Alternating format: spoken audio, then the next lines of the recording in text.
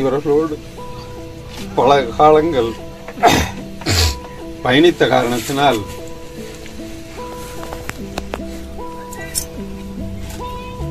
ஒவ்வொருவருடைய துயரங்களை நாம் கேட்டறிந்திருக்கிறோம். நாம் அந்த துயரங்களை அனுபவிக்கவில்லை. இவர்களெல்லாம் வந்திருக்கிறவர்களெல்லாம் பன்னிடும் காலம் பல்வேறு துயரங்களை அனுபவித்த மக்கள். இந்த துயரங்களோடு பல ஆண்டு காலம் சிறைகளையும் அனுபவித்திருக்கிற சிறை தண்டனைகளை, அதன் கூடுதலான சிறை தண்டனை தோழர் அன்புராஜ் அவர்கள். இதில் இந்த பழங்குடிகளினுடைய பண்பை மிகச்சிறப்பாக நாங்கள் கூட அவர்களோடு பல்லாண்டு காலம் பயணித்திருந்தாலும் இந்த பண்புகளை நம்முடைய பாலமுருகன் மிக அற்புதமாக பதிவு செய்திருக்கிறார். ஒரு சோழகர் பழங்குடிகளினுடைய வாழ்வாதாரம் வனமும் நிலமும், வனத்தையும் நிலத்தையும் தான் அவர் நம்பி வாழ்கிறார். பழங்குடிகள் பொதுவாக உடைமைகளின் மீது ஆசையற்றவர், புராதன பொது உடைமை சமூகத்துக்கு சொந்தக்காரர். ஆங்கிலேயர் காலத்தில் கொண்டு வரப்பட்ட வனச்சட்டம், அதற்கு பிறகு நம்முடைய குடியாட்சிக்கு பிறகும் நீடிக்கின்ற வனச்சட்டம் தொடர்ந்து அவர்களுக்கு உண்டான வனத்தின் மீதான உரிமைகள் மறுக்கப்பட்டு பறிக்கப்பட்டு விட்டது. அவைதான் வனத்தில் எது நடந்தாலும் அது தங்களை பாதிப்புக்கு உள்ளாக்காத வகையில் வனத்துறையினுடைய நடவடிக்கைகள், வருவாய்த்துறையினுடைய நடவடிக்கை, காவல்துறையினுடைய நடவடிக்கைகள், அவர்களை கொஞ்சம் கொஞ்சமாக வனத்தின் மீது இருக்கிற அந்த பிரியத்தை கொஞ்சம் கொஞ்சமாக அதை அறுத்து ஒதுக்கி கொண்டு இருக்கிறது என்பதுதான் இன்றைக்கு ஒரு வேதனையான ஒரு சம்பவம். வந்திருக்கின்ற அனைவர்களும் நாம் கவனத்தில் கொள்ள வேண்டிய மிக முக்கியமான செய்தி என்னவென்றால், நம் வனம் அழிந்தால் நம் வாழ்வு அழியும். வனத்தை தெய்வமாக இன்றைக்கும் கொண்டாடுகின்ற பழங்குடிகள் தான் உலகம் முழுவதும் வாழ்ந்து கொண்டிருக்கிறார். ஆகவே பழங்குடிகளை நாம் பாதுகாக்க தவறினால் வனம் அழியும். வனம் அழிந்தால் நம்முடைய எதிர்கால வாழ்க்கை இல்லை. ஸ்டீபன் ஹாக்கிங் சொல்கிறார், மிகப்பெரிய விஞ்ஞானி, இந்த பூமி பந்து இன்றைக்கு சூடாகிக் கொண்டே இருக்கிறது. இந்த நிலை இப்படியே தொடர்ந்தால் இன்னும் 100 ஆண்டுகளில் 2100 என்று வருகிற போது மனித உயிரினம் மட்டுமல்ல, எந்த உயிரினம் வாழ தகுதியற்றதாக இந்த பூமி பந்து மாறிவிடும் என்ற மிகப்பெரிய எச்சரிக்கையை ஸ்டீபன் ஹாக்கின்ஸ், மறைந்த 4 வருடங்களுக்கு முன்பு மறைந்த ஸ்டீபன் ஹாக்கின்ஸ் என்ற அறிவியலாளர் எச்சரித்திருக்கிறார். ஆகவே வனத்தை காக்கின்ற பழங்குடிகளை நாம் காப்பது அவசியமாக இருக்கிறது. அவர்கள் இல்லாமல் வனத்துறையால் எந்த காலத்திலும் வனத்தை முழுமையான பாதுகாப்பை எட்டிவிட முடியாது. அவர்களுடைய உரிமைகள் பறிக்கப்படுகின்றதனால்தான் அவர்கள் எல்லாம் வனத்தில் நடக்கின்ற பல்வேறு சம்பவங்களை தடுக்க முடியாதவர்களாகவும், நாம் ஏன் தடுக்க வேண்டும் என்ற மனநிலைக்கு தள்ளப்பட்டவர்களாக மாற்றப்பட்டிருக்கிறார். அதனால்தான் வீரப்பன் காடுகளில் மரங்களை வெட்டுகின்ற போது கூட அதற்கு உதவிகரமாக போயிருப்பதற்கான காரணம் என்னவென்றால், அரசினுடைய சட்டங்களும் திட்டங்களும் நம்மை போன்று இருப்பவர்கள் அதன் மீது கூர்ந்து கவனிப்பை செலுத்தாத காரணம் என்பதை நாம் கட்டாயம் திரும்ப திரும்ப நினைவில் கொள்ள வேண்டும். இந்த சோழகர் தொட்டி நாவலில் எனக்கு திரும்ப திரும்ப பதிவாயிருக்கிற ஒரு சம்பவம், சோழகர் காடுகளில் ராகியை விதைக்கின்ற போது ஒரு பாட்டு பாடி விதைப்பார். கண்டவர் தின்னது போக, கல்வர் தின்னது போக, காத்தவர் தின்னது போக விளைய வேண்டும் சாமி என்று. அதை விட ஒரு உயர்ந்த தத்துவம் உலகத்தில் இருப்பதாக நாமெல்லாம் விவசாயம் செய்கின்ற போது வேலி அமைத்து, மின்சார வேலி அமைத்து முழுவதும் நாமே திங்க வேண்டும் என்ற பேராசை பிடித்த பிண்டங்களாக நாம் மாற்றப்பட்டிருக்கிறோம். ஆனால் இந்த சோழகர்கள் காடுகளில் விதைக்கின்ற போது ராகி கண்டவர் தின்னது போக, காத்தவர் தின்னது போக, கல்வர் தின்னது போக விளைய வேண்டும் சாமி என்ற உயர்ந்த தத்துவம், இதை விட உயர்வான தத்துவம் உலகத்தில் இருப்பதாக நமக்கு தெரியும். காத்தவன் திங்கலாம், கண்டவன் திங்கலாம், கல்வன் கூட திங்கலாம், அதற்கெல்லாம் மீறி விளைய வேண்டும் என்று இறைவனை வேண்டி ஒரு விதைப்பை செய்கின்ற உயர்ந்த பண்பாட்டுக்கு சொந்தக்காரர்களை அறிந்து கொள்ளாத படித்த முட்டாள்கள் இருக்கிற சமூகத்தில் நாம் வாழ்ந்து கொண்டிருக்கிறோம். இந்த சம்பவத்தில் இன்னொன்று கூட நம்முடைய ஒடியன் லட்சுமணன் என்ற ஒரு அற்புதமான கவிதை இருளர் பழங்குடிகளை பற்றி அவர் எழுதியிருக்கிறார். அதில் ஒரு முறை நான் பழங்குடியின் வீட்டுகளுக்கு சென்றபோது அவர்கள் காஃபி கொடுத்தார்கள். கட்டை காப்பி, கருங்காப்பி கொடுத்தார்கள். நான் அவரிடம் கேட்டேன், ஏன் மாடு வைத்திருக்கிறீர்களே, என் மாட்டையிலிருந்து பால் கறந்து கொஞ்சம் பால் காப்பி கொடுத்துருக்க கூடாதா? அதுக்கு அந்த பழங்குடி சொல்லுகிறான், அத்தை குட்டிக்கு அந்த மாட்டு பால். அந்த மாடு பாலை கொடுப்பது அந்த கன்று குட்டிக்காகத்தான் அது சுரக்கிறது, நமக்கல்ல. இதை விட வேற ஏதாவது வேண்டும்? ஒரு தாய் பிள்ளை பெற்ற பிறகு தாய்ப்பாலை கறந்து விற்பாளா? தாய் தன்னுடைய குழந்தைகளை பேணி வளர்க்கிறதுக்கு எவ்வளவு உயர்ந்த ஆசையோடு அரவணைப்போடு செய்கிறாளோ அப்படித்தானே மாடும் இருக்கும்.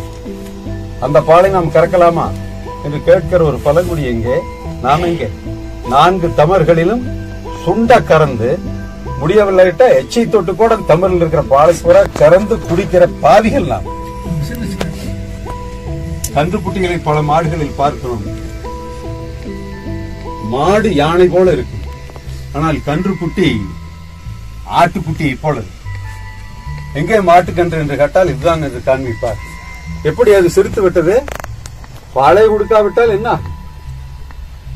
ஆகவே அப்படிப்பட்ட நாகரிகம் படைத்தவர்கள் என்று நாம் பேசிக் கொள்கிறோம். இதற்கு மத்தியில் தான் இந்த பழங்குடிகளுடைய பண்பை நாம் பார்க்க வேண்டும்.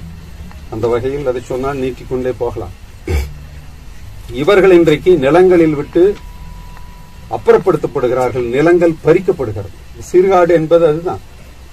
காலம் காலமாக சீர்படுத்தி வைத்திருந்த அந்த காட்டை ஷிப்டிங் கல்ச்சர் என்று சொல்லுவார், ஷிப்டிங் கல்டிவேஷன். இடம் விட்டு இடம் பெயர்ந்து விவசாயம் செய்கின்ற வாழ்க்கை முறையை கொண்டவர்கள் பழங்குடிகள். காடோடி என்ற ஒரு அற்புதமான நாவலில் நக்கீரன் பதிவு செய்திருப்பார். நீங்கள் கட்டாயம் அந்த புத்தகத்தை வாங்கி படிக்க வேண்டும். சோழகர் தொட்டி எவ்வளவு ஒரு சிறப்பான நாவலோ அதுபோல் பாபா அவர்கள் காடோடி நாவலையும் ஒரு நாள் சொல்ல வேண்டும். அதில் ஒரு பழங்குடி பெண்ணிடம் கேட்பார்கள், நீங்கள் இப்படியெல்லாம் காடுகளை விட்டு விட்டு விட்டு இங்க கொஞ்ச நாள் விவசாயம் செய்து விட்டு இன்னொரு நாள் போய்கொண்டே இருக்கிறீர்களே, காடுகள் அழிக்கப்படாதா என்று. அந்த பழங்குடி பெண் சொல்வார், நாங்கள் விவசாயம் செய்து விட்டு விட்டு சென்ற காட்டில் மீண்டும் செடி கொடிகள் மரங்கள் முளைத்து மீண்டும் காடு உருவாகும். ஆனால் நீங்கள் உருவாக்கியிருக்கிற டீ காஃபி எஸ்டேட்டில் மீண்டும் என்றைக்காவது காடு உருவாகுமா என்று. நீங்கள் படித்தவர்கள் தானே, டீ காஃபி எஸ்டேட்டை உருவாக்கி இருக்கிறீர்களே, அந்த இடத்தில் மீண்டும் காடு உருவாகுமா?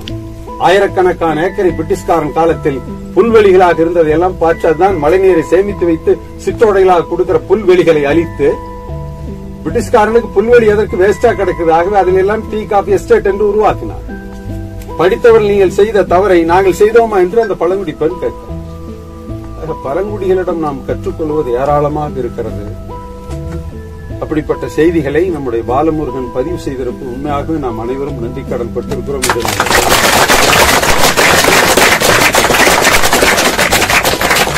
என்னதான் புத்தகத்தில் இருந்தாலும் அது எல்லோரும் படிப்பதற்கான வாய்ப்பு நமக்கு குறைவாக இருக்கும். அந்த உணர்வோடு நாம் படிக்கிறோமா என்றும் தெரியாமல் இருக்கும். ஆனால் அதை நம்முடைய உணர்வை தட்டி எழுப்புகின்ற வகையில் நம்ம எல்லாம் ஒரு சிந்திக்கக்கூடிய வகையில் ஒரு மனிதாபிமானம் மிக்கவர்களாக நாம் இருக்க வேண்டும் என்ற அடிப்படையில் தோழர் பவா செல்லத்துறை அற்புதமாக இங்கே எடுத்துச் சொல்லியிருக்கிறார். அவருக்கும் நாம் மீண்டும்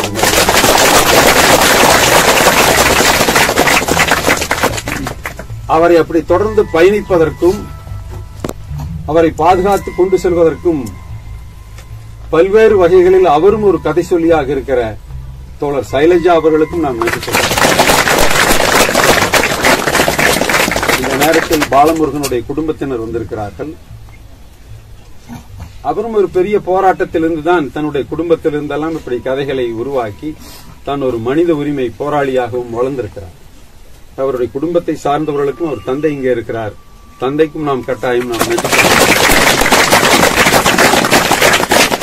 அவருடைய தந்தையினுடைய தந்தை அவர் அம்மாவுடைய தந்தை, அவருடைய தந்தையின் மூலமாகத்தான் டைகரிஸ் நாவலுக்கான மூல கருவை எடுத்திருக்கிறார்.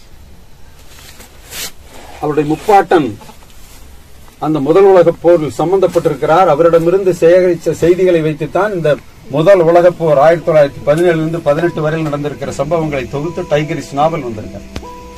அவருடைய மூதாதையர்களும் அதில் சம்பந்தப்பட்டிருக்கிற அந்த செய்திகளைத்தான் இன்றைக்கு அற்புதமான ஒரு நாவலாக கொண்டு வந்திருக்கிறார்.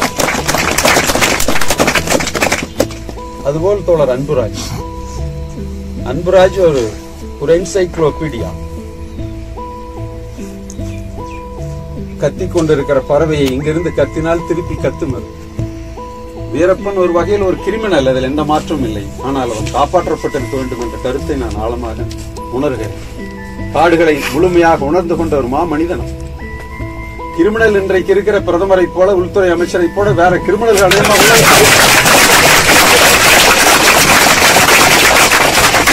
அதைவிட பெரிய கிரிமினலாக நான் வீரப்பனை பார்க்கிறேன். சூழல் மார்க் சொல்வதை போல ஒரு மனிதன் சூழ்நிலையின் கைதி. அப்படி கைதியான வீரப்பன் தான் பல்வேறு சம்பவங்களில் அவன் சம்பந்தப்பட்டிருக்கிறான். அந்த அடிப்படையில் வீரப்பனுக்கு காடுகளை பற்றியான முழுமையான அறிவு உண்டவன். அவன் அனுபவித்து கண்டு இருக்கிறான். அன்பராஜின் மூலமாகத்தான் நாம் கண்டறிந்தோம். இந்த கூட்டத்திற்கு ஒரு இறைச்சி தேவைப்படும் என்றால் கருமந்தியை கருமந்தி போல கூப்பிட்டு அழைப்பார். மானை மான் போல கூப்பிட்டு அழைப்பார். அழைத்து அந்த கூட்டத்திற்கு எவ்வளவு கிலோ எடை உள்ள கறி தேவைப்படுகிறதோ அதற்குரிய அந்த உயிரை அடித்து சாப்பிடுகின்ற விவரம் அவருக்கு உண்டு. காடுகளை பற்றி முழுமையாக அறிந்து கொண்டவர்கள் PCCF தெரியாது. பிரின்சிபல் கன்சர்வேட்டர் ஆஃப் ஃபாரஸ்டுக்கு காடுகளை பற்றி தெரியாது.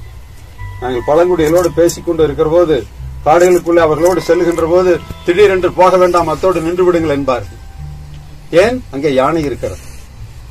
இல்லையே, எனக்கு ஒன்றும் தெரியவில்லை. இல்லை, இருக்கிறது. நமக்கு கண்ணால் பார்த்தால் தெரியும் யானை இருப்பது. இல்லாவிட்டால் யானை ஒடிக்கிற சத்தம் கேட்டால் காதுகளின் மூலம் நாம் உணர்ந்து கொள்வோம்.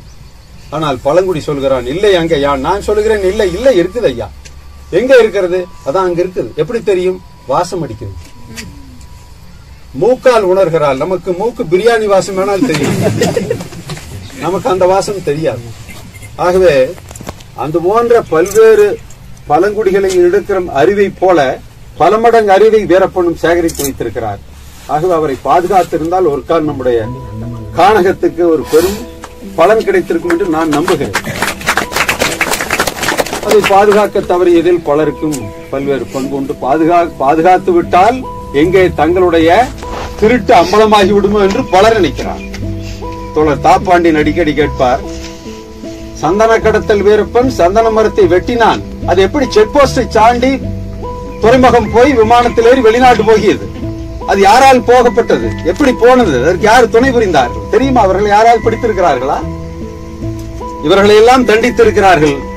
தந்தத்தை கொண்டு போனவன், சந்தன மரத்தை ஆயிலாக்கியவன், பவுடர் ஆக்கியவன், வீட்டை கட்டியவன், தொட்டில் கட்டியவன், சந்தன மர தேரில் உட்கார்ந்து தன்னுடைய வளர்ப்பு மகனை வைத்து திருமணத்துக்கு அழைத்து சென்றவர்கள் எல்லாம் முதலமைச்சராக.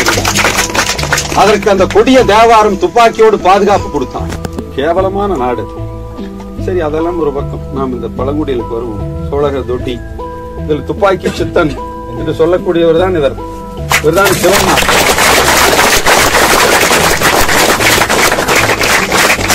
இவரெல்லாம் இந்த சோழகர் தொட்டி என்ற கிராமத்தினுடைய கதாநாயகர். நியாயமா அந்த சோழகர் தொட்டி என்ற ஒட்டுமொத்த கிராமமே இந்த சந்தன கடத்தல் வீரப்பன் பிரச்சனையில் கிராமமே பாதிக்கப்பட்டது.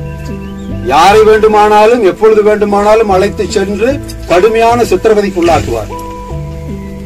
இந்த சித்திரவதை பற்றி பாலமுருகனும் அதற்கு மேல் பதிவு செய்யக்கூடாது என்று விட்டுவிட்டார். தோழர் பாபாவும் அதற்கு மேல் சொல்லவில்லை. நான் ஒன்றை மட்டும் சொல்லுகிறேன். அந்த சித்திரவதை முகாம் என்று சொல்லக்கூடிய அந்த முகாமில் தாயையும் மகனையும் அழைத்துச் செல்கிறார்கள், அப்பாவையும் மகளையும் அழைத்துச் செல்கிறார்கள், எல்லோரையும் நிர்வாணப்படுத்துகிறார்கள். தாயோடு மகனை உடலுறவு கொள்ள சொல்கிறார்கள், அப்பாவோடு மகளை உடலுறவு கொள்ள சொல்கிறார். இதை விட ஒரு கொடிய சிந்தனை உள்ள மனம் எப்படி அப்படியெல்லாம் வந்தது என்று தெரியவில்லை. அப்படிப்பட்ட ஒரு பல்வேறு வகையான சித்திரவதைகளுக்கு உள்ளான இந்த மக்கள் அவர். இதில் துப்பாக்கி சித்தன் தெரிந்து கொள்வதற்காக அடுத்து மாதேவன், இவரை ஆசனூர் முகாமில் வைத்து இவருடைய தம்பி அவர் துப்பாக்கி சித்தனுடைய தம்பி ராசனூர் முகாமில் வைத்து அவரை கடுமையான சித்திரவதைக்கு உள்ளாக்குகிறார்கள்.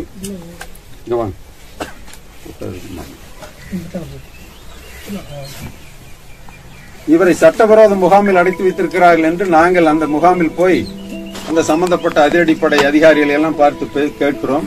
அப்படி எல்லாம் இங்க ஒருவரும் இல்லை என்கிறார். பிறகுதான் அப்பொழுதுதான் மனித உரிமை நீதிமன்றம் உருவாக்கப்பட்டிருந்தது. நாங்கள் வழக்கறிஞர் மோகன் மூலமாக ஒரு விண்ணப்பத்தை, ஒரு மனுவை மனித உரிமை நீதிமன்றத்துக்கு ஈரோட்டில் நாங்கள் கொடுக்கின்றோம். இந்த மாதிரி சட்டப்படி ஒருவரை 24 மணி நேரம் தான் காவல்துறை காவல் நிலையத்தில் வைத்திருக்க வேண்டும். அதற்கு பிறகு அவர்களை நீதிமன்ற காவலுக்கு கொண்டு செல்ல வேண்டும் என்று சட்டம் சொல்லுகிறது. ஆனால் இவர்களை 10-15 நாட்களாக அங்கு அடைத்து வைத்திருக்கிறார்கள். இவரோடு சேர்ந்து அவரையும் தான். அப்பொழுதுதான் அவரெல்லாம் தப்பித்து சென்றுதான் பிறகு வீரப்பனோடு போய் சேர வேண்டிய சூழல் அவர்களுக்கு ஏற்படுது. ஆனால் இவர் அங்கே இருக்கிறார்.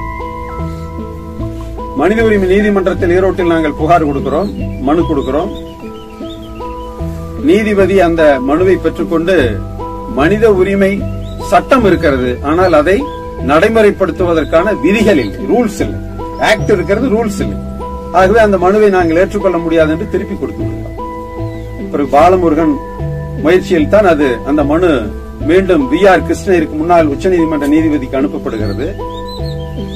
அவர் அதை பார்த்துவிட்டு என்ன அநியாயமாக இருக்கிறது, இன்னும் ரூல்ஸ் பிரேம் பண்ணாமல் இருக்கிறார்கள் என்று அதை உடனடியாக சென்னை உயர்நீதிமன்றத்தினுடைய தலைமை நீதிபதியாக இருந்த KA சுவாமிக்கு அந்த மனுவை அனுப்பி இதன் மீது உரிய நடவடிக்கை நீங்கள் உட்படுத்த வேண்டும், விதிகளை உருவாக்க வேண்டும் என்று அவர் அனுப்புகிறார். அதை KA சுவாமி நாங்கள் ஈரோட்டில் தமிழ்நாடு பழங்குடி மக்கள் சங்கத்தின் சார்பில் மனித உரிமை நீதிமன்றத்தில் கொடுக்கப்பட்ட மனு திரும்ப பெற்று கிருஷ்ணகிரி மூலமாக KA சுவாமி தமிழ்நாட்டினுடைய உயர்நீதிமன்ற தலைமை நீதிபதி சென்று அவர் அதை சுயமோட்டாவாக தானாகவே எடுத்து அந்த மனுவை பதிவு செய்து வழக்காக பதிவு செய்து வருகிறார். அந்த வழக்குத்தான் பிறகு இந்தியாவிலேயே மனித உரிமை சட்டத்திற்கு விதிகள் உருவாக்குவதற்கு காரணமாகின்றது.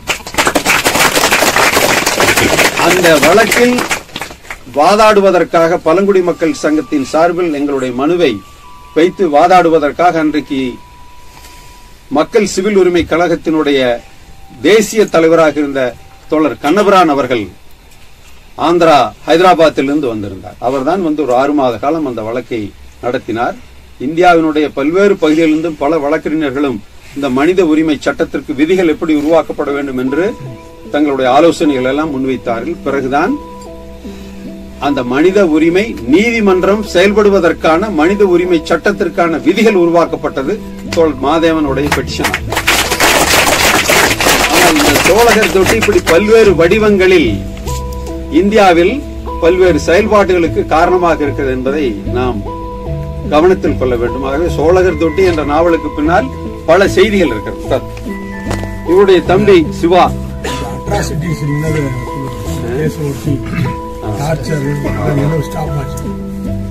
இவர் ஒரு தம்பி, இவரும் கடுமையான தாக்குதலுக்குள்ளானவர். சிவா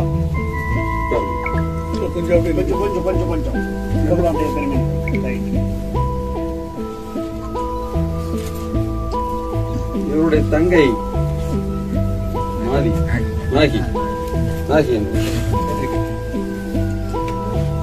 இது துப்பாக்கி சித்தன் மாதேவன் சிவா அவர்களுடைய தங்கை. இவர்களும் கடுமையான பாதிப்புக்கு சித்திரவதைக்குள்ளானவர். இவரை நாங்கள் ஒரு பெரிய குழுவாக அப்பொழுது செயல்பட்டோம். பழங்குடி மக்கள் சங்கம், மக்கள் சிவில் உரிமை கழகம், ஹென்றி தலைமையில் இருக்கிற மக்கள் கண்காணிப்பகம், சோக்கோ அறக்கட்டளை மெஹபூப் பாட்ஷா அவர்கள் தலைமையில், அப்புறம் சிக்ரம் மனோகர் என்று சொல்லக்கூடிய சிக்ரம் பெங்களூர் அவருடைய தலைமையில் எல்லாம் நாங்கள் ஒரு குழுவாக செயல்பட்டோம். அதன் மூலமாக இந்த மனித உரிமை மீறல் குறித்து நாங்கள் தேசிய மனித உரிமை ஆணையத்திற்கு ஒரு புகார் மனு கொடுத்தோம். அப்பொழுது அந்த புகார் மனுவின் மீது உடனடியாக இந்த மாதிரி அதிரடிப்படை ஏராளமான பேர்த்தை மாதேஸ்வரம் மலையில் வைத்து சித்திரவதை செய்து கொண்டிருக்கிறார்கள், இந்த ஒர்க் ஷாப்பில் வைத்து. ஆகவே இது உடனடியாக அவர்கள் விடுதலை செய்யப்பட வேண்டும், இந்த மனித உரிமை மீறல் என்று அந்த புகார் மனுவை அங்கு அளித்த போது அந்த மனுவை அவர்கள் உடனடியாக கர்நாடகா அதிரடிப்படைக்கு அனுப்பி வைத்தார்.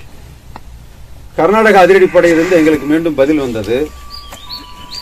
இந்த குணசேகரன் போன்றவர்கள் எல்லாம் வீரப்பனுக்கு துணை போகின்றவர், வீரப்பனுடைய குற்றங்களை மறைக்கின்றவர். வீரப்பன் ஏராளமான பேர்த்தை கொண்டிருக்கிறான், அதை மறைப்பதற்காக இப்படி எங்கள் மீது ஒரு பொய் புகார் கூறியிருக்கிறார் என்று கர்நாடக அதிரடிப்படை திருப்பி அந்த பதிவை அனுப்பியது. அந்த பதிலை எங்களுக்கு மீண்டும் தேசிய மனித உரிமை ஆணையம் அனுப்பியது. பிறகு அதன் பிறகுதான் நாங்கள் எல்லாம் இந்த குழுவில் இருக்கிற கலந்து பேசி இதற்கெல்லாம் ஒரு அபிடவிட் வாக்குமூலத்தை நோட்டரி பப்ளிக்கினுடைய கையெழுத்தோடு பெற வேண்டும் என்று. என்ன பேப்பர் அது? இந்த பச்சை பேப்பர் வச்சிருப்பீங்க, அபிடவிட் பச்சை பேப்பர் ஒண்ணு இருக்கு, ஏதோ பேர் அந்த இதுல எல்லாம் பதிவு செய்து அவருடைய வாக்குமூலத்தை பதிவு செய்து அவருடைய கையெழுத்து பெற்று பிறகெல்லாம் நோட்டரி பப்ளிக் அந்த நோட்ல எல்லாம் பதிவு செய்த பிறகு அதை புறம் நாங்கள் அனுப்பி வச்சோம்.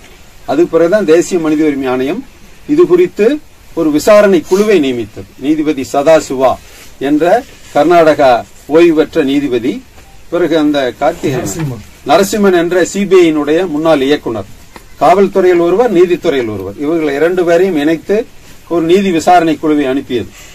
அந்த விசாரணை குழு அமைக்கப்பட்டவர்கள் பெங்களூருக்கு இந்த சம்பந்தப்பட்டவர்களெல்லாம் அழைத்தார்கள். நாங்கள் எல்லாம் சென்று பார்த்து பேசி பிறகு இந்த விசாரணை எப்படி எங்கெங்கெல்லாம் நடத்தலாம் என்றெல்லாம் ஒரு ஆலோசனை சொன்னோம். அதற்கு பிறகு அது கோபிசெட்டிபாளையத்தில் முதலாக ஒரு விசாரணை நடத்தது. அந்த விசாரணையில் பாதிக்கப்பட்ட மக்கள் எல்லாம் அழைத்து சென்றோம். அப்ப இவர்கள் எல்லாம் வந்திருந்தார். இதுல சம்பந்தப்பட்டவர்கள் நிறைய பேர் இருக்கிறாங்க சொல்லுகிறேன். அந்த விசாரணையில் பாதிக்கப்பட்டவர்கள், பாதிப்பை ஏற்படுத்திய காவல்துறை, இவர்களெல்லாம் வைத்து நேராக நீதிமன்ற விசாரணை போல, நீதிமன்றத்திலோடு அப்படி விசாரித்தார்கள் என்று தெரியாது. ஆனால் நல்ல விசாரணையை சதாசிவா அவர்கள் பிரமாதமாக நடத்தினார். அதுதான் அந்த தட்டியில் இருக்கிற சம்பவங்கள் நீங்கள் பார்த்திருக்கலாம். அந்த பேப்பரில் வந்திருக்கிற செய்திகள் புறம் அந்த விசாரணை கமிஷன் முன்பு சாட்சியம் அளித்த பிறகு வெளியே வந்து மக்கள் சொன்ன சாட்சிகள். அது கோபிசெட்டிபாளையத்தில் நடந்தது, பிறகு கொளத்தூரில் நடந்தது. பிறகு கொளத்தூரில் நடக்கவே அந்த விசாரணை கமிஷனுக்கு ஒரு தடை வாங்கி விட்டார்கள் கர்நாடகா காவல்துறை.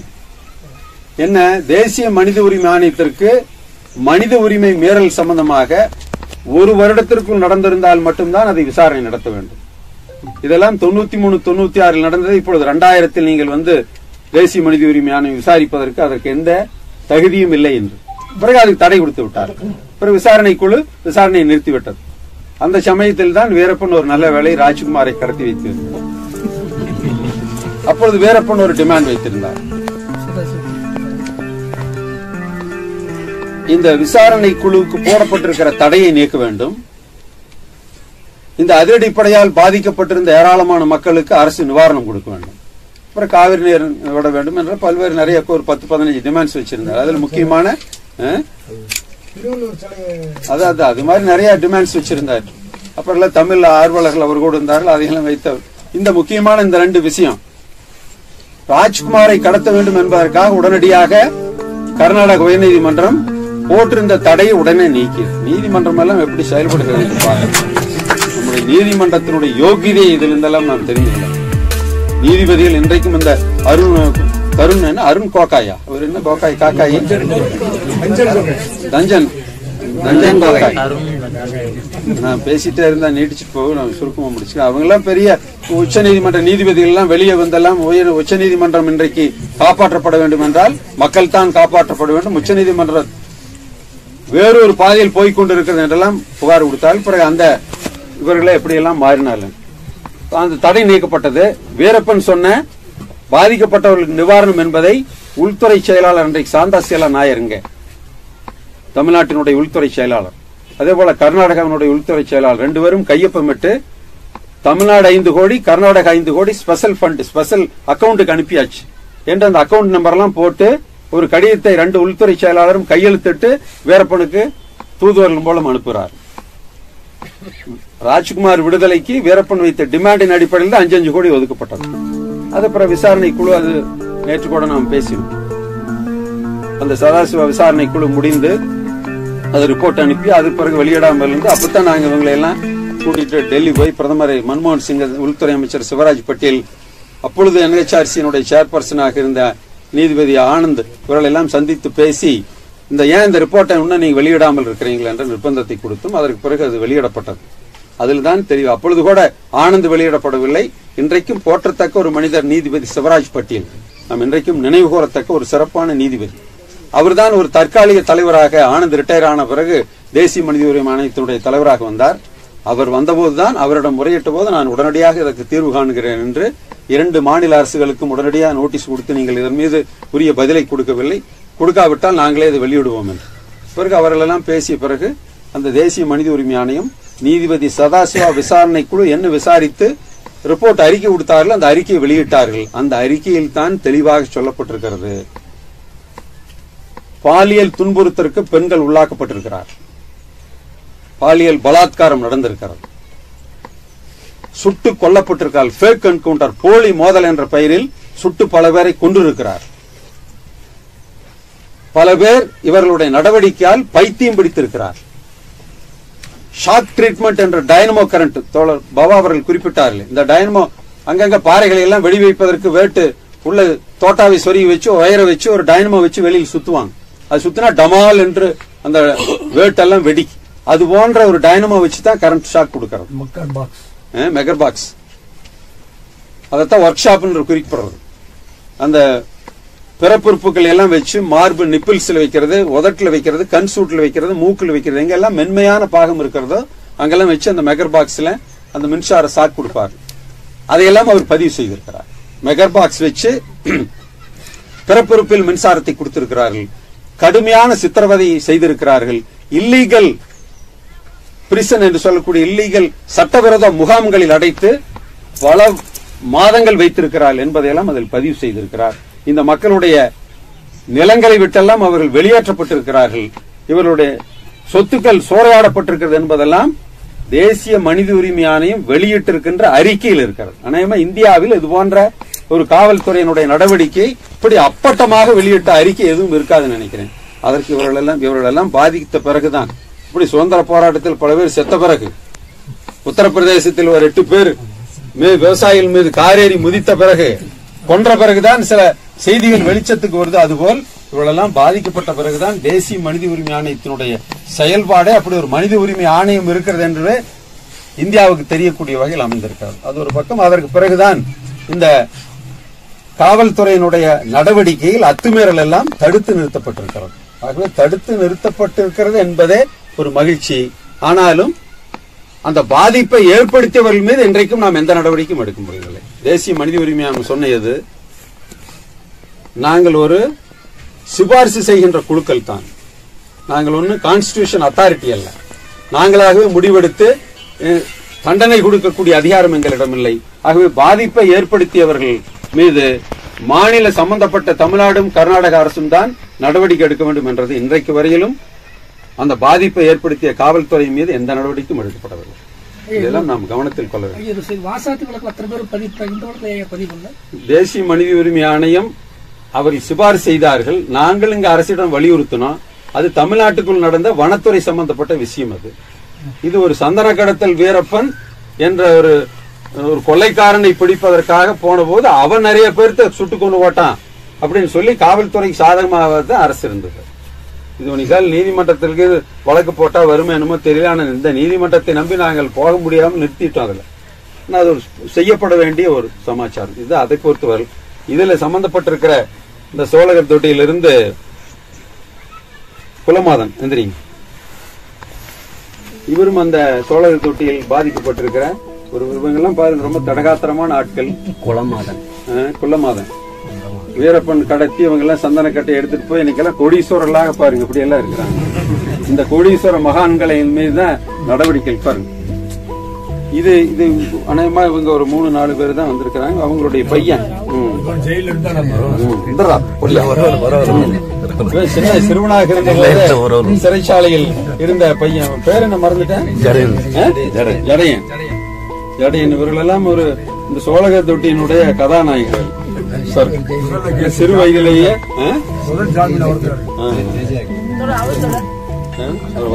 இதெல்லாம் சோழகர் தொட்டி சம்பந்தப்பட்டு இந்த வழக்கெல்லாம் ஒரு நீண்ட காலம் இங்க நீதிமன்றத்தில் நடந்து அதுல தோழர் வழக்கறிஞர் பாலா, இவரு நம்ம மோகன், பெரிய அளவுக்கு அதுல மோகன், பிரபு, நம்முடைய பாலமுருகன் இவங்க ஒரு பெரிய டீமாக இருந்து தொடர்ந்து செயல்பட்டதனால் இவர்கள் எல்லாம் அந்த சிறைச்சாலையில் இருந்து வெளியே ஜாமீன் வர்றது பிறகு அது ஒரு 7-8 வருஷம் வழக்கு நடந்துதான் அப்புறம் எல்லாம் விடுதலை ஆனார். இது ஒரு செய்தி. இதுக்கு அடுத்தது இவர் கரியன் எந்திரியப்பா இவரு இங்க பர்கூர் மலையை சேர்ந்த தம்புரெட்டிங்கிற கிராமத்தை சேர்ந்தவர் கரியன். இவரு இவங்க அண்ணன் மாதேவன், அப்புறம் இங்க சிக்குமாதன் சொல்றாரு. சிக்குமாதன் சொல்லக்கூடியவரெல்லாம் அங்க நம்ம சோழகனை இங்க பக்கத்துல இருக்க சோழகனைங்கிற கிராமத்தை சேர்ந்தவர் சிக்குமாதன். அவர் தம்பி பேர் என்ன? இல்ல புத்தன் பையன் சிக்குமாதன், தம்பி பேர் கெஞ்சன். கெஞ்சன் சோழகர்கள். கெஞ்சன் அப்புறம் பையன் புட்டன், இவங்களெல்லாம் வந்து ஒரு 6 மாத காலத்துக்கு மேலாக மாதேஸ்வர மலையில் வச்சு கடுமையான டார்ச்சருக்குள்ளானவங்க. இவங்கெல்லாம் இப்படி எலும்புந்தோளுமாக இருப்பதற்கு அடிப்படையான காரணம் இந்த கடுமையான சித்திரவதை. இவர்களெல்லாம் பிறப்புறுப்பில் போற மின்சாரம் கொடுத்த மக்கள். இவர்களுக்காகத்தான் நாங்க முதல்ல இங்க இந்த பர்கூர் மலைக்கு வந்த போது எங்களுக்கு கிடைத்திருக்கிற அனுபவமே, பழங்குடிகளை பார்க்கறதுக்கு வந்த போதுதான் இப்படி எல்லாம் சித்திரவதைக்குள்ளாகி அவங்க எல்லாம் மாதேஸ்வர மலை முகாமில் வச்சு அதே அடிப்படையால் கடுமையான சித்திரவதைக்கு 6 மாத காலமா அங்க உள்ள இருக்கிறான்னு தெரிந்த பிறகுதான் அதுக்கு பிறகு நாங்க தலையிட ஆரம்பிச்சோம். அது அப்புறம் பல்வேறு படிவங்களில் வந்தது. நீங்க எந்திரீங்க. ஒரு மாதையின் இவரும் வீரப்பன் பிரச்சனையில கடுமையான பாதிப்புக்கு உள்ளாகி வந்தவர். இவர் இங்க பகுதியில் பக்கத்துல ஒன்னகரைங்கிற ஊர் இருக்கிறார். ஈரன் இவர் அதே மாதிரி இந்த பக்கம் தேவரமலைன்னு இவரும் கடுமையான பாதிப்புக்குள்ளாய் இல்ல பல்லெல்லாம் உடைச்சிட்டாங்க. ஈரன் சரி, அது போன போதும் இப்ப மேசியாவது வளர்த்திட்டு இருக்கிறாரு. இவரும் கடுமையான சித்திரவதைக்குள்ளான ஈரண்ணன். நீங்களும் சித்திரவதைக்கா? நீங்களும் சித்தன். இவரு சித்திரவதைக்குள்ளானாரு. ஆனா சிறைக்கு போகல, வழக்கில்ல. இவர் மேல வழக்கில் இல்ல. அதனால இப்ப வீரப்பன் ஞாபகார்த்தமா பேச பாருங்க எப்படி வச்சிருக்காரு. அவர் பேரு என்னங்க? இவரு பேரு மாதன். இவங்க அம்மா பாதிக்கப்பட்டிருக்காங்க. இவங்க அம்மா கடுமையான அம்மா, குடும்பமே எல்லாம் வந்து சோழகர் தொட்டி. இவர் விட்ட மேசக்காரங்க. அப்ப சித்திரவதைக்குள்ளானாரு. அப்ப சின்ன பசங்க இவங்க, அதனால குடும்பமே முழுக்க சித்திரவதைக்குள்ளாச்சு. இவர் பேர் சித்தன். இவரும் அங்க பக்கத்துல தம்புரெட்டிங்கிற ஊரை சார்ந்தவர். இதுதான் பொதுவா அங்க வந்திருக்கிற நபர்களை பொறுத்தவரை நாம் சொன்னோம். இன்னும் அந்த பசுவராஜன் ஒருத்தர் வரல, அவர் காலில் லாடம் கட்டி பூரா ஆணி விழுந்திருக்கு. நடக்கவே முடியாது அவரால். வெறுங்காலியெல்லாம் அவர் நடக்கவே முடியாது. தட்டக்கரை முகாமில் வச்சு கடுமையான சித்திரவை. அதுக்கு பிறகு அவர் வழக்கு போட்டு கர்நாடக சிறையில பல வருஷம் அங்கிருந்து அப்புறம் ஜாமீன்ல வந்து அப்புறம் வழக்கு விசாரணை ஆயிருக்கு. இப்பவுமே அடிக்கடி பசுவராஜன் ஒரு பேர் இன்னும் விட்டு இருக்குது மிஸ்ஸிங் அப்படின்னு அப்பவுமே போட்டு வச்சிருப்பாங்க. வழக்கு ஒரு 50 பேருக்கு போட்டு கொஞ்சம் மிஸ்ஸிங்னு போட்டு வச்சுட்டா அது ஒரு 50 பேருக்கு வச்சிருப்பாங்க. எப்ப வேணாலும் இந்த மிஸ்ஸிங்ல யார் பேர் வேணாலும் சேர்த்துலாம்.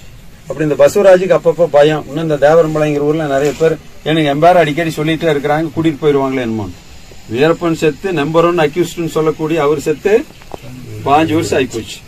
இன்னுமே அந்த வழக்குல பல பேர் உள்ள போறதுக்கான சூழல் இருக்குது. அந்த வழக்கில் இன்றைக்கும் நேற்று கூட சொன்னாங்களே பாலமுருகன் பேசுற போது 33 வருடங்களாக சிறைச்சாலையில வீரப்பனுடைய அண்ணன் இன்னைக்கும் இருக்கிறார். அவரோட மேக்க ரங்கசாமியா ஆண்டியப்பன் பழனி இங்க தமிழ்நாட்டுல பெருமாள் மாதியன் அங்கதான் வந்து ஞான பிரகாசம் கர்நாடகாவில் நேற்று வந்திருந்தாரு. இங்க அவர் நம்ம அறிமுகப்படுத்தல. அவரும் 30 வருடத்திற்கு மேலாக அங்க கர்நாடக சிறையில் இருக்கிறார். இன்னொருத்தர் மேசக்கார மாதின்னு அங்க இருக்கிறார். அவரோட சேர்ந்து 5 பேர் இருந்தாங்க. அவங்களுக்கெல்லாம் வந்து அவங்க எல்லாம் கிட்டத்தட்ட 7-8 வருடங்களுக்கு மேலாக தடா வழக்குல வந்து மைசூர்ல அடைக்கப்பட்டிருந்தாங்க. அப்போ அவர்களுக்கெல்லாம் வாதாடித்தான் அந்த வழக்கில் இருந்தெல்லாம் அவங்க விடுதலை பெற்றாங்க. ஆனா அதுல கொஞ்சம் பேர்த்துக்கு ஆயுள் தண்டனை தடா நீதிமன்றம் கொடுத்துடுச்சு.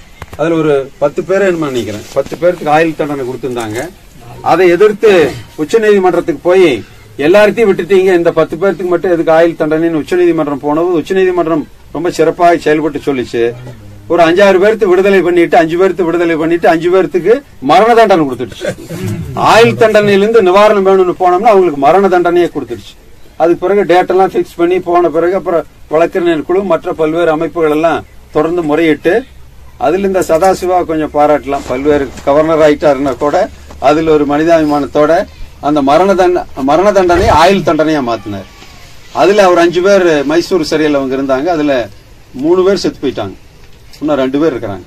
இந்த 2 பேர்த்துக்கு தான் இப்ப நாம ஏதாவது ஒரு லாபி பண்ணி கர்நாடக அரசை வலியுறுத்தி அவங்களெல்லாம் 33 வருஷம் ஆயிடுச்சு ஐயா, இனியாவது கொஞ்சம் விடுங்களேன். அதே மாதிரி தமிழ்நாட்டில் 3 பேர் இருக்கிறாங்க. அவங்களையும் நம்ம முன்னாடியே முதலமைச்சராக மு.க. ஸ்டாலின் வருவதற்கு முன்பாக அவர்களை எல்லாம் பார்த்து நாங்கள் ஒரு மனு கொடுத்தோம். அவர்கள் எல்லாம் எப்படியாவது இவ்வளவு நாட்கள் ஆயிடுச்சு, ஆறாரையோ அண்ணா பிறந்த நாளுக்கு பெரியார் பிறந்த நாளுக்கெல்லாம் விடுதலை செய்றீங்க, இவ்வளவு நீண்ட காலம் தண்டனை அனுபவித்து விட்டார்கள், ஆகவே இவர்களை விடுதலை செய்ய வேண்டும் என்ற ஒரு முயற்சி இருக்கிறது. நீங்களாம் கூட உங்களுக்கு ஒரு வாய்ப்பு இருந்து அப்படி ஒரு முயற்சி செய்து அவர்களை எல்லாம் வெளியில் கொண்டு வருவதற்கான ஏற்பாட்டை நாம் கட்டாயம் செய்ய வேண்டும். இப்படியெல்லாம் பல கோணங்களில் நாம் இந்த வழக்குகளில் சம்பந்தப்பட்டிருக்கிற பிரச்சனை, இந்த வழக்கு இன்றைக்கும் பல கோணங்களில் நீடித்துக் கொண்டே இருக்கிறது. வீரப்பன் போயிட்டார், ஆனா பிரச்சனைகள் இன்றைக்கும் பல வடிவங்கள் நீடிக்கிறது. அதற்கு நம்மால் முடிந்த உதவிகளை எந்தெந்த வடிவங்களில் முடியுமோ அந்தந்த வடிவங்களில் நாம் செய்வதற்கு முன் வர வேண்டும் என்பதை மட்டும் சொல்லி, இது ஒரு சிறப்பான நிகழ்வு என்பதை விட ஒரு சோகமான நிகழ்வு. ஆனா இதை வருங்காலத்தில் ஒரு சிறப்பானதாக மாற்றுவதற்கு நாம் முன் வர வேண்டும். குறிப்பாக இந்த வனத்தை காப்பதில் நாம் பெரும் பங்கு வகிக்க வேண்டும். வனத்தை காக்க வேண்டும் என்றால் வனத்தை நம்பி வனத்தை தெய்வமாக வாழுகின்ற மக்களை காப்பதில் நம்மால் என்ன முடியுமோ அதற்கான முயற்சிகளை செய்ய வேண்டும். இன்றைக்கு அரசு போட்டிருக்கிற சட்டங்களும் திட்டங்களும் அவர்களை கொஞ்சம் கொஞ்சமாக வனத்திலிருந்து வெளியேற்றி வனம் சார்ந்த சிந்தனையிலிருந்து வெளியேற்றுவது பேராபத்து. இன்றைக்கு கொடுக்கப்படுகிற கல்வி அதே மாதிரி இருக்கிற மாணவர்களை எல்லாம் வெளியேற்றி கொண்டிருக்கிறது. இதையும் நாம் ஏதாவது ஒரு வடிவங்கள் மாற்ற வேண்டும் என்ற ஒரு முயற்சி எங்களால் முடிஞ்ச சின்ன சின்ன முயற்சிகளை செய்து கொண்டிருக்கிறோம். அது மாதிரி இந்த பழங்குடிகளுக்கான ஒரு பயிற்சி மையமாகத்தான் இதை வைத்திருக்கிறோம். இது ஒரு புறம்போக்கு. நாங்கள் அடிக்கடி சொல்லுவோம், நாம் ஒரு புறம்போக்கு, இது ஒரு புறம்போக்கு. ஆகவே புறம்போக்கெல்லாம் சேர்ந்து புறம்போக்களுக்கு வேலை செய்து கொண்டிருக்கிற வேலைகளை நாம் செய்து கொண்டிருக்கிறோம். இது ஒரு பயிற்சி மையமாக நாங்கள் சில முயற்சிகள் எடுத்திருக்கிறோம்.